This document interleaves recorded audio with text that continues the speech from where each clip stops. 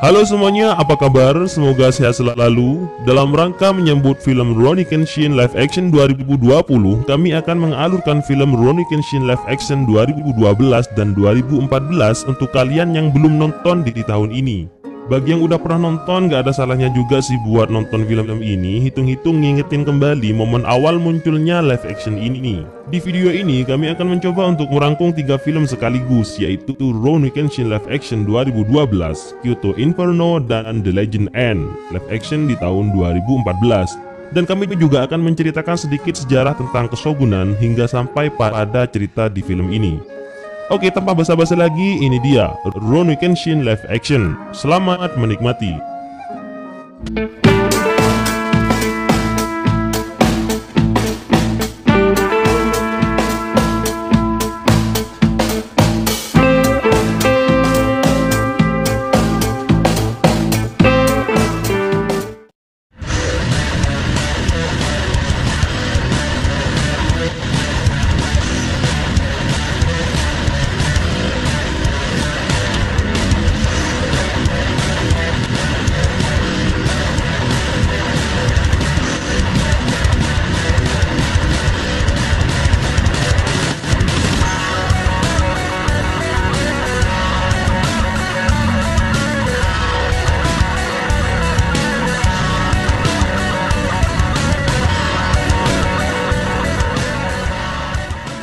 Di awal film yang pertama, kita akan disuguhkan dengan sebuah peperangan yang disebut dengan Perang Boshin. Sedikit sejarah tentang perang ini. Jadi, Perang Boshin ini adalah perang saudara di Jepang dari tahun 1868 hingga 1869 antara Keshogunan Tokugawa atau disebut Tokugawa Bakufu dan faksi yang ingin mengembalikan kekuasaan politik ke tangan kekaisaran. Dahulu kala, sebelum terbentuknya rezim Shogun Tokugawa, pemerintah dipegang oleh seorang kaisar yang bernama Hideyoshi Toyotomi. Tapi sayangnya, Kaisar Hideyoshi tiba-tiba tewas waktu perang dan otomatis tahtanya turun ke anaknya yang bernama Hideyori Toyotomi. Tapi sayangnya anaknya ini masih berumur 2 tahun waktu kaisar tewas. Karena umurnya terlalu kecil untuk memegang pemerintahan, akhirnya seseorang yang bernama Ieyasu Tokugawa yang pada saat itu menjabat sebagai kepala dewan pemerintahan berhasil memegang kendali penuh kekuasaan di pemerintahan. Tapi ada beberapa dewan lain yang tidak setuju dan akhirnya terjadilah perang saudara yang disebut dengan Perang Sekigahara, dan peperangan tersebut dimenangkan oleh Ieyasu Tokugawa. Setelah peperangan tersebut selesai, diangkatlah Ieyasu Tokugawa menjadi seorang shogun. Shogun sendiri artinya adalah panglima tertinggi pasukan bersenjata. Jadi walaupun secara hierarki pangkat shogun ini berada di bawah kaisar, tapi secara prakteknya shogunlah yang menjalankan roda pemerintahan. Jadi seakan-akan gelar kaisar ini sekarang cuma menjadi simbolis, dan nantinya keturunan Tokugawa yang secara turun-temurun menguasai pemerintahan Jepang. Era inilah yang disebut dengan era Keshogunan Tokugawa atau Bakufu Tokugawa. Awalnya, pemerintahan Tokugawa berhasil membuat Jepang menjadi negara yang damai dan stabil. Tetapi sayangnya, setelah kekuasaan ini berlanjut dari generasi ke generasi hingga pada pewaris Shogun Tokugawa generasi ketiga yang bernama Iemitsu Tokugawa membuat sebuah kebijakan yang membuat Jepang terisolasi dari dunia luar. Dan kebijakan ini berlanjut ke penerus Shogun Tokugawa selanjutnya yang berlangsung selama 250 tahun. Akibat dari kebijakan ini, Jepang tertinggal jauh dari bangsa barat. Tetapi kebijakan ini akhirnya benar-benar berhenti di generasi Shogun Tokugawa ke-13 yang bernama Isada Tokugawa.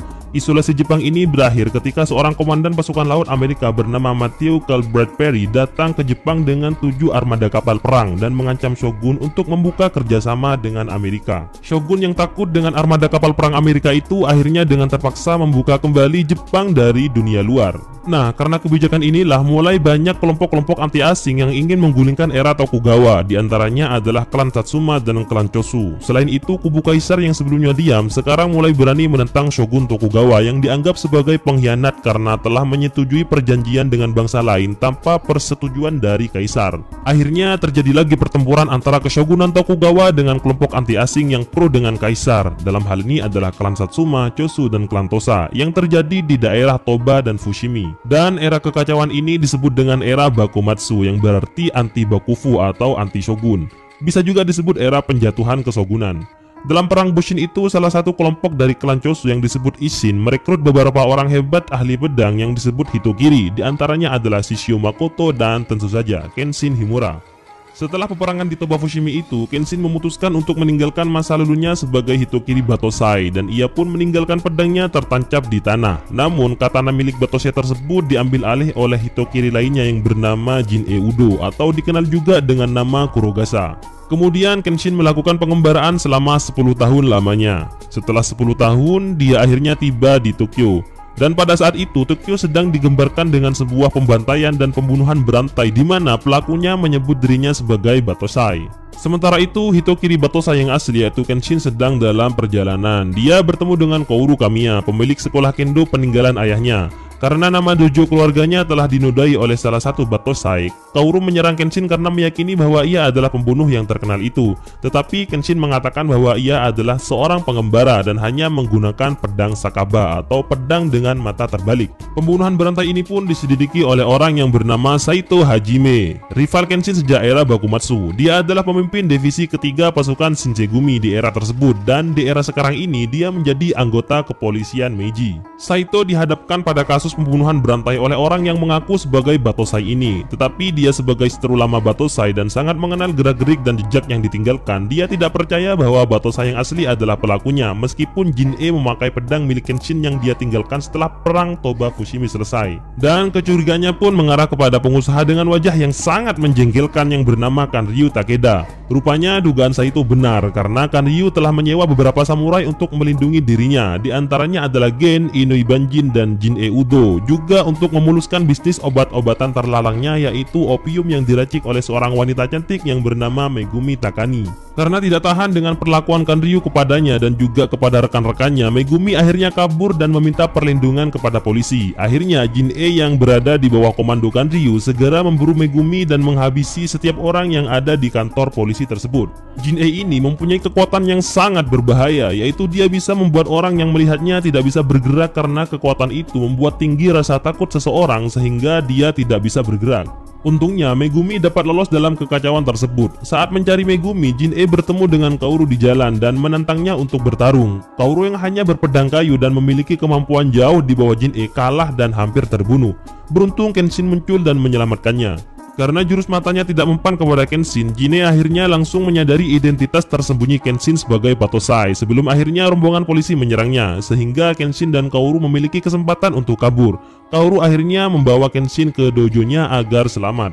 Setelah itu, segerombolan preman yang disuruh oleh Kanryu mendatangi dojo Kamiya untuk membeli dojo itu secara paksa. Setelah membuka jati dirinya sebagai mantan Batosai, Kenshin mengalahkan semua preman itu tanpa membunuh satu pun dari mereka sebelum akhirnya polisi datang. Kemudian Kenshin menyalahkan dirinya atas insiden tersebut dan menyerahkan dirinya untuk menyelamatkan dojo Kaoru. Dalam tahanan, Kenshin kemudian dibebaskan oleh Saito, dan disinilah terjadi pertarungan yang terjadi antara Kenshin dan Saito. Setelah itu Kenshin dibebaskan. Di luar, ia disambut oleh Kaoru yang yakin bahwa Kenshin bukanlah Batosai yang telah mencembarkan nama baik dojonya, dan kemudian ia membawa Kenshin kembali ke dojo.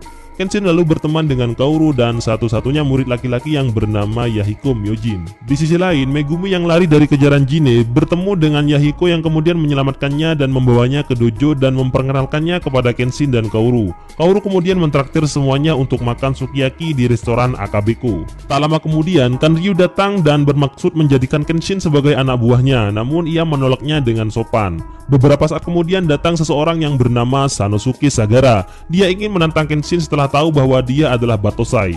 Di samping itu, dia juga sekaligus ingin mendapatkan tawaran sebagai anak buah Kanryu yang ditawarkan kepada Kenshin. Dan pertarungan pun terjadi. Namun ini bukan pertarungan yang cukup serius. Sanosuke mempunyai pedang besar yang disebut dengan pedang Zamba atau Zambato. Dan pada akhirnya karena Sanosuke kewalahan, pertarungan pun berakhir dengan damai. Kemudian Sanosuke pun berteman dengan Kenshin dan juga yang lainnya. Malam hari itu, Jin-e melakukan pembantaian dan menyisakan banyak mayat korban. Esok harinya, Kenshin melihat para polisi yang sibuk menginvestigasi mayat korban pembunuhan yang di atas namakan Batosai. Di sana, Kenshin melihat seorang wanita yang berlari sambil menangis ke arah salah satu mayat, membuatnya kembali terkenang pada saat yang sama saat ia masih menjadi Batosai, di mana saat itu pria yang dibunuhnya meninggalkan bekas luka di wajahnya. Kemudian pada malam itu, seorang pria bertopeng yang bekerja untuk Kanryu memperingatkan Megumi pada bahaya yang akan datang. Pria itu bernama Gen yang diperankan oleh Go Ayano.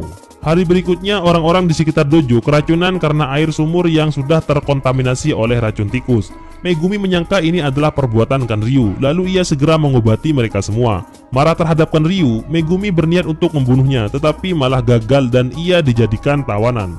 Penculikan itu membuat Kenshin dan Sanosuke mendatangi rumah Kanryu untuk menyelamatkan Megumi.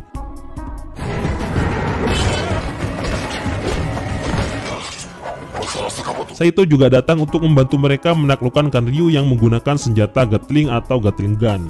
Mereka kemudian berhasil menyelamatkan Megumi, tetapi akhirnya Kenshin mengetahui bahwa Jine sang Batosai palsu telah menculik Kaoru. Kemudian Kenshin langsung mengejar Jine. Untuk lebih memancing Kenshin, Jine menggunakan jurus spesialnya untuk melumpuhkan paru-paru Kaoru dan hanya bisa digagalkan dengan membunuh Jine. Setelah pertempuran yang cukup menyita waktu, akhirnya Kenshin dapat mengungguli Jine dengan teknik Bato Jutsu miliknya dan menghancurkan sikut kanan Jine. Demi menyelamatkan Kaoru, Kenshin berniat untuk membunuh Jine. Kaoru lalu kembali bernafas dan menghentikan niat Kenshin. Akhirnya Jine menusuk dirinya sendiri. Kenshin yang lelah dan terluka menggendong Kaoru menuju dojo. Mereka beristirahat dan dijaga oleh Yahiko dan Megumi. Setelah bangun tidur, Kaoru tidak melihat Kenshin, lalu ia lari mencarinya. Ternyata ia menemukan Kenshin di depan rumah sedang membawa sekeranjang sayur-sayuran. Kaoru sempat takut Kenshin pergi darinya. Kemudian ia tersenyum dan mengucapkan selamat datang kembali, Kenshin.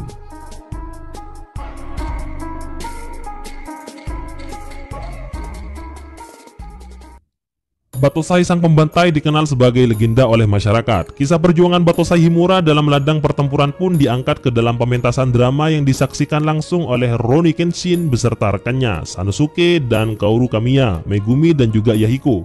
Keadaan Jepang sudah berubah sejak memasuki era baru atau era Meiji. Kedamaian berhasil tercipta dan tidak ada lagi peperangan yang terjadi. Akibat tercapainya kedamaian itu, kepemilikan senjata oleh masyarakat sipil pun mulai diatur dengan hukum negara untuk mencegah hal-hal yang tidak diinginkan terjadi. Namun kedamaian itu terancam dengan kembalinya mantan Hitokiri yang menjadi tim sukses Himura Batosai dalam kemenangan klan Chosu pada perang Bushin di Toba Fushimi. Dan tanpa sepengetahuan Kenshin, sosok ini juga terlibat dalam perang tersebut. Dia adalah Shishio Makoto. Dia kemudian dibunuh dan dibakar karena reputasinya yang keji sebagai Hitokiri yang bisa mencoreng pemerintahan di era baru.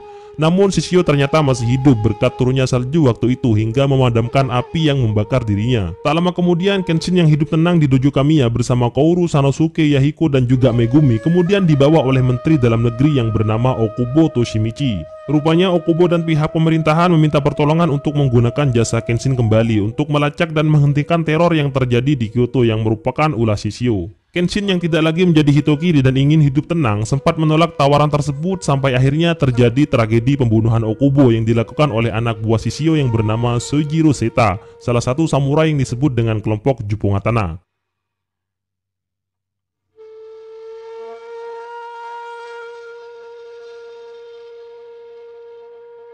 Setelah itu, Kenshin pun memutuskan untuk berangkat ke Kyoto dan meninggalkan teman-temannya. Tak lama setelah kepergiannya, muncul sosok misterius di Tokyo dengan tampang dingin dan sangar, serta mencari di mana keberadaan Kenshin. Orang itu kemudian mengalahkan Sanusi yang menghadangnya. Namanya adalah Aoshi Shinomori. Dia adalah pemimpin suatu kelompok yang disebut dengan Oniwa Bansu yang disingkirkan pemerintahan baru. Aoshi menghabiskan waktunya untuk mencari Batosai dan ingin membunuhnya sebagai bukti bahwa Oniwa Bansu adalah yang terbaik di Jepang. Dalam perjalanannya menuju Kyoto, tepatnya di Udawara, Kenshin bertemu dengan seorang wanita yang bernama Misao. Dia berniat mencuri pedang Sakaba milik Kenshin. Misao ini ternyata adalah anggota termuda Oniwa Bansu yang sedang mencari Aoshi. Mereka kemudian menemukan seorang anak yang sedang meminta pertolongan, dan mereka dibawa ke sebuah desa yang telah dibakar dan dikuasai oleh anak buah Shishio. Kemudian mereka mendapati orang tua anak itu tewas tergantung. Setelah mengalahkan semua anak buah Shishio seorang diri, Kenshin pun kemudian dibawa oleh Sojiro Seita ke kediaman Shishio. Shishio yang ditantang Kenshin malah menyuruh Sojiro untuk mewakilkannya bertarung dengannya. Berbekal pedang Kotetsu Nagasone yang dipinjamkan oleh Shishio, Sojiro berhasil memenangkan pertarungan itu dengan mematahkan pedang Sakaba milik Kenshin. Kemudian Sojiro mengisyaratkan pertarungan ulang dengan memberikan kesempatan Kenshin untuk mencari pedang yang baru. Sesampainya di Kyoto, Misao yang mengetahui identitas asli Kenshin sebagai Batosai menawarkan penginapan yang dikelola oleh pensiunan ninja yang bernama Okina. Okina pun menceritakan tentang masa lalu Aoshi sebagai bagian terpenting dari Oniwa Bansu yang kini ternyata mengincar dirinya yang dia anggap sebagai orang terkuat di Jepang untuk dibunuh sebagai pembuktian bahwa Oniwa Bansu adalah yang terkuat. Dengan bantuan Okina dan Oniwa Bansu, Kenshin mencari keberadaan pembuat pedang Sakaba miliknya yang bernama Shaku Arai. Namun sayangnya Shaku Arai ini telah meninggal. Namun dia mempunyai seorang anak yang bernama Seiko Arai yang mewarisi teknik membuat pedang dari Shaku, ayahnya. Dia juga mempunyai seorang istri dan anak yang masih bayi. Seiko awalnya menolak permintaan Kenshin untuk dibuatkan pedang Sakaba yang lain. Hingga akhirnya anaknya yang masih bayi diculik oleh salah satu anak buah Shishio yang merupakan kelompok Jupongatana yang bernama Cho Sawagejo. Seiko pun memutuskan untuk menyerahkan pedang Sakaba buatan ayahnya yang asli dan yang terakhir kepada Kenshin. Dan Kenshin berhasil mengalahkan Cho serta berhasil menyelamatkan bayinya Seiko. Setelah itu Kenshin mengetahui sebuah fakta bahwa Shaku Arai sebenarnya membuat dua pedang Sakaba, di mana yang dipegang Kenshin saat ini adalah pedang Sakaba yang asli yang bernama Shinichi Sakabato. Dan pedang Sakaba yang dulu merupakan pedang bayangan dari Shinichi Sakabato ini yang bernama Keguchi Sakabato. Setelah diinterogasi oleh pihak kepolisian, Cho akhirnya membocorkan rencana Shishio untuk membakar Kyoto di malam hari. Saito Hajime bersama para kepolisian pemerintah dan Kenshin bersama Kaoru dan Yahiko yang baru saja tiba di Kyoto pun akhirnya turun tangan dan mencegah pasukan Shishio untuk meruntuhkan Kyoto. Meskipun Kaoru dan Yahiko tidak disarankan untuk ikut, namun mereka tetap bersikeras ingin membantu Kenshin dan kawan-kawan. Sementara Sanosuke juga sudah berada di Kyoto dan ikut terlibat dalam peperangan ini. Sementara di sisi lain, Okina malah bertarung dengan Aoshi yang juga tiba di Kyoto setelah mendengar kabar bahwa Okina menampung seseorang yang mempunyai ciri-ciri yang sama dengan Batosai. Pertarungan ini sebenarnya dimaksudkan untuk mencegah Aoshi mengganggu konsentrasi Kenshin dan kawan-kawan dalam pertempuran melawan Shishio di Kyoto. Dalam pertarungan itu, Okina kalah dan disaksikan oleh Misao yang baru saja tiba. Kenshin dan Saito kemudian menyadari bahwa pembakaran Kyoto ini sebenarnya hanyalah sebuah pengalihan perhatian, di mana tujuan sebenarnya Shishio adalah untuk menaklukkan Tokyo. Setelah pertarungan yang dirasa cukup mudah oleh Kenshin, dia menemukan Kaoru diculik oleh Sojiro. Kenshin pun mengejar dan menemukan kapal milik Shishio. Sayangnya pertarungan yang dinanti antara Kenshin dan Shishio tidak terjadi lantaran Kenshin lebih memilih untuk melompat ke laut untuk menyelamatkan Kaoru yang dilempar oleh anak buah Shishio yang bernama Hoji Sadojima. Kenshin yang tidak berhasil menemukan Kaoru pun akhirnya terdampar tidak sadarkan diri di sebuah pantai dan ditemukan oleh seorang pria misterius. Bagaikan ikatan takdir, ternyata pria yang menemukan Kenshin tersebut adalah guru Kenshin yang mengajari Kenshin ilmu pedang dari kecil yang bernama Hiko Seijuro. Kenshin yang tidak sadarkan diri selama 3 hari bermimpi sewaktu dia masih kecil saat pertama kali dia ditemukan oleh Seijuro. Waktu itu Kenshin kecil sedang menggali tanah untuk mengubur orang-orang yang dibunuh oleh bandit yang menyerang desanya. Seijuro pun mengangkatnya menjadi murid dan mengganti namanya yang awalnya Shinta yang dianggapnya terlalu lembut untuk nama seorang samurai atau kurang barbar menjadi Kenshin yang artinya adalah jantung pedang. Setelah menyadari bahwa dirinya hanya terdampar sendirian dan Kaoru masih belum ditemukan, apalagi penjelasan logis dari Seijuro bahwa tidak mungkin ada yang selamat mengapung di laut selama 3 hari, Kenshin merasa putus asa karena dia merasa akan kehilangan orang yang berharga dalam hidupnya. Akibat pertemuan dengan sang guru, Kenshin pun menggunakan kesempatan ini untuk kembali berlatih pedang demi mengalahkan Shishio. Namun karena Seijuro mengingat kejadian yang terjadi saat peperangan di era Bakumatsu dahulu, sang guru mulai kehilangan kepercayaan atas muridnya tersebut. Terlebih karena keputusan Kenshin untuk menggunakan pedang yang tidak bisa membunuh tersebut, yaitu pedang Sakabanya. Demi menghentikan ambisi Shishio untuk meruntuhkan Jepang dan demi menyelamatkan orang yang dia cintai, Kenshin pun memohon bimbingan kepada sang guru untuk diajarkan ilmu pedang Hiten Mitsurugi terakhir yang dulu belum sempat diajarkan kepadanya. Teknik terakhir itu bernama Amakakeru Ryono Hirameki. Seijuro pun berjanji akan mengajarkan ilmu pedang tersebut dengan syarat Kenshin harus dapat meyakinkan Seijuro bahwa ia pantas untuk mendapatkan ilmu tersebut. Selama pelatihan berlangsung, hampir tidak berhenti terdengar suara desingan pedang yang saling beradu satu sama lain. Sang guru mencoba menguji kekuatan sang murid yang ingin menyelamatkan orang yang ia cintai. Kemudian Seijuro memberikan kesempatan kepada Kenshin untuk memikirkan sesuatu yang salah dalam dirinya. Jika keesokan harinya dia masih belum menemukan jawabannya, maka Seijuro tidak akan segan-segan menghunuskan pedangnya kepada Kenshin walaupun nanti akan membuatnya mati. Di tengah menghilangnya Kenshin, Shishio pun melancarkan gerakan untuk meruntuhkan pemerintahan baru. Kapal perang raksasa miliknya mulai mendekati daerah lepas pantai Uraga. Shishio dan anak buahnya pun mulai membombardir Tokyo dengan hujaman meriam dari kapal perang besarnya. Setelah itu Shishio mengundang Perdana Menteri itu untuk menghadiri pertemuan dengan pihak Shishio. Namun dalam jamuan negosiasi tersebut, pihak Shishio justru memberikan ancaman bagi Perdana Menteri. Shishio mengancam akan membuat keributan yang lebih hebat dari apa yang telah terjadi di Kyoto. Namun ia menjanjikan bahwa itu hanya akan bisa dihentikan jika Kenshin ditangkap dan dieksekusi mati di hadapan umum. Akibat negosiasi tersebut, pihak pemerintah pun mulai menyebar surat pencarian atas Kenshin. Sosok samurai yang semula diharapkan dapat menjadi penolong Jepang, kini menjadi buronan demi keselamatan Jepang. Yahiko yang masih berada di Kyoto pun menemukan selebaran yang berisi gambar Kenshin sebagai buronan. Kemudian memberitahu Sanosuke yang membuat mereka sadar bahwa mungkin saja Kenshin masih hidup. Mereka pun bergegas kembali ke Dojo Kamiya karena mereka beranggapan bahwa tidak ada tujuan lain Kenshin untuk disinggahi selain Dojo Kamiya. Namun rencana mereka untuk kembali ke Tokyo batal untuk sementara karena ada yang menemukan Kaoru yang kini sedang dirawat di puskesmas Kyoto. Di sisi lain, Kenshin akhirnya berhadapan dengan Seijuro dalam pelatihannya untuk bisa menguasai teknik terakhir Hiten Metsurugi yang bernama Amakakeru Ryo no Hirameki. Namun Kenshin masih belum bisa menemukan jawaban apa yang salah dalam dirinya seperti yang diperintahkan oleh gurunya Seijuro. Akhirnya Seijuro pun mengajak bertarung dengan menggunakan pedang asli karena menganggap pedang Sakaba itu adalah pedang yang konyol. Kenshin yang terdesak akhirnya diberitahu sendiri oleh Seijuro bahwa kesalahan Kenshin selama ini adalah keinginannya untuk hidup yang sudah tidak ada, di mana setelah pensiun menjadi Hitokiri, dia menganggap hidupnya tidak lebih berarti dari orang lain dan hanya fokus untuk menyelamatkan orang-orang di sekitarnya hingga lupa bahwa hidupnya sendiri juga sangat berarti. Akhirnya Kenshin pun menyadari hal itu dan bisa menguasai teknik pedang yang tidak semua orang bisa mempelajarinya, yaitu Amakakeru Ryo no Hirameki.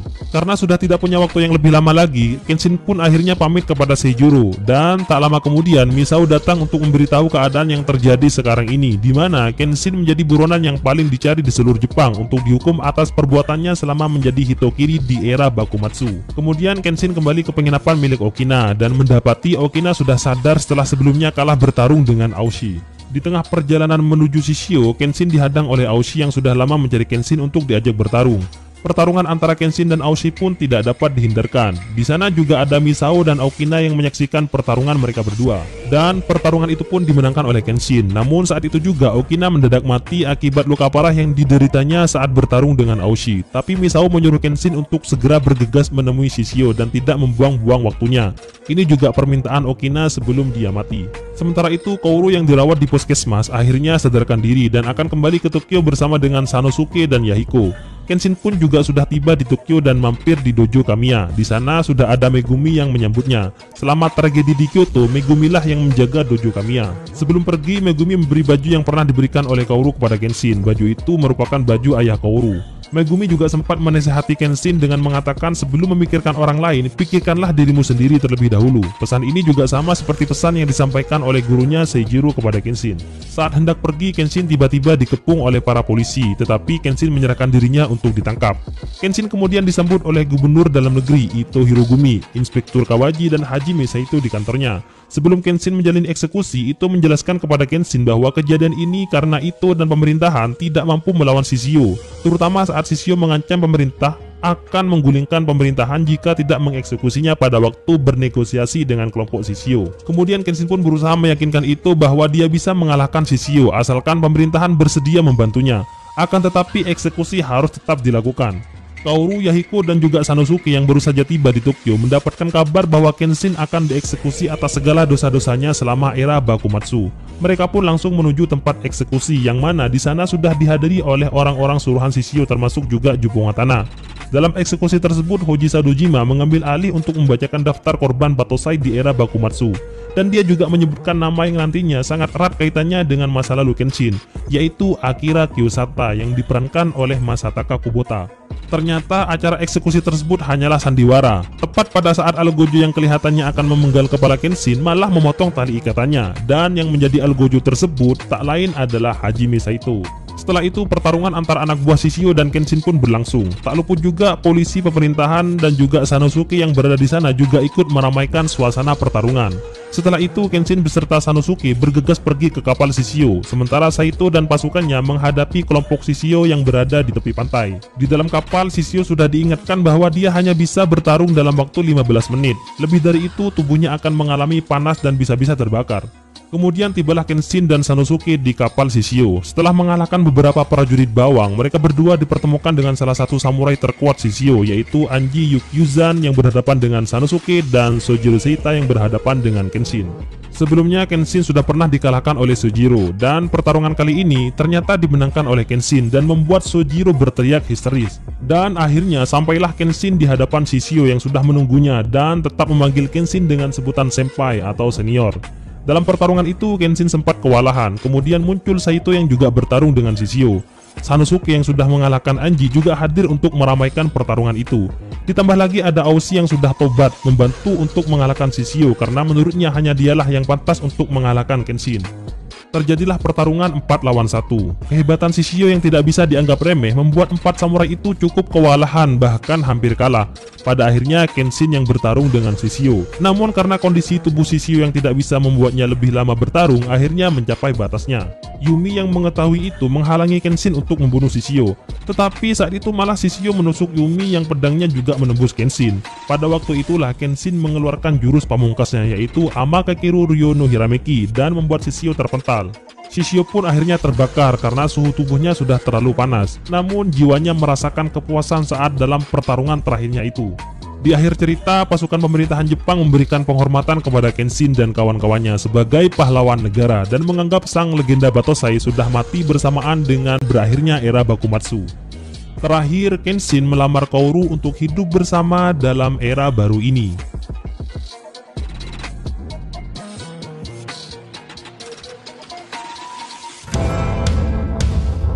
Sejarah merupakan bagian yang sangat penting dalam perkembangan kehidupan masa depan. Jadi jangan pernah melupakan sejarah. Terima kasih sudah setia bersama kami. Semoga video ini menginspirasi dan tentunya menghibur buat semuanya. Sampai jumpa di video selanjutnya.